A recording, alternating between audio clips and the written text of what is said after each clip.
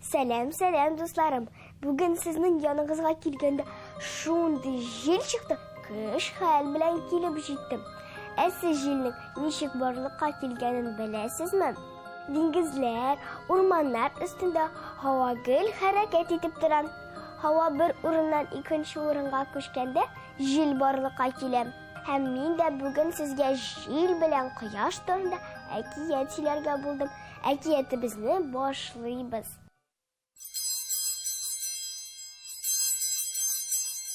Бер вакыт мөлаем кояш белән кырыс җил бәхәсләшкәннәр. Кайсыбыз көчлерәк янәсе? Зак бәхәсләшкәннәр, ләкин бер фикергә килә алмаганнар.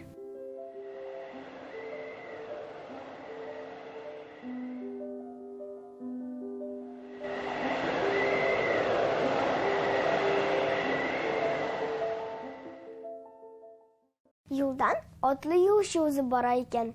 Күрдә тор, дип гайрәтләнгән җил сәяхәтчегә күрсәтеп. Мин аны күз ачып йомганчы эскимен салдырачакмын дигән. Шуннан җил бар кешенә тузына башлаган.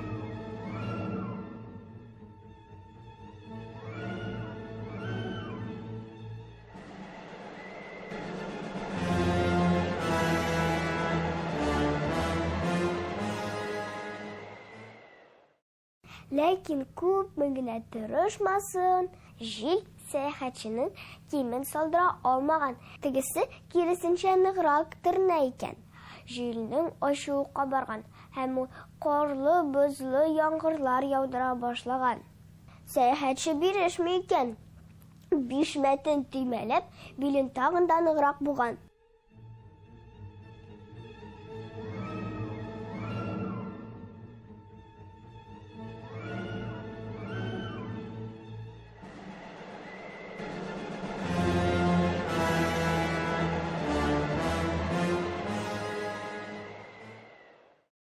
Мискән җил бу кешенең киемен салдыра алмаячагын аңлаган.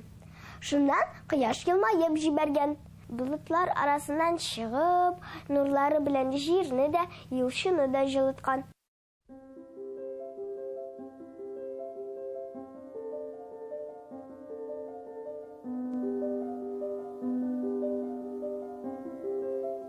Юлчы кояшка рәхмәт укый, арты киемнәрен алып куйган.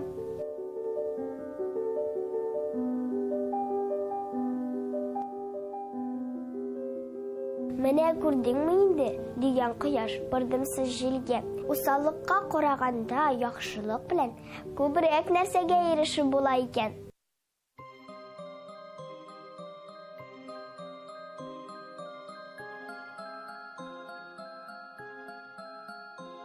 Менә шулай, дусларым, кояшның сүзләре белән сез дә килешәсездер. Усаллыкка караганда яхшылык белән күбрәк нәрсәгә ирешеп булганын сез дә онытмагыз. Ләкин җилне һәрвакыт усал дип уйламагыз тагын. Аның файдасы да бар икән. Нинди дисезме? Әгәр җил булмаса, машиналардан, турбалардан чыккан төтен гел бер урында гына торыр иде. Җилсез кар белән яңгыр да гел бер урында гына явыр иде. Болытларны шулай ук бер урыннан икенче урынга җил күчертеп йөртә.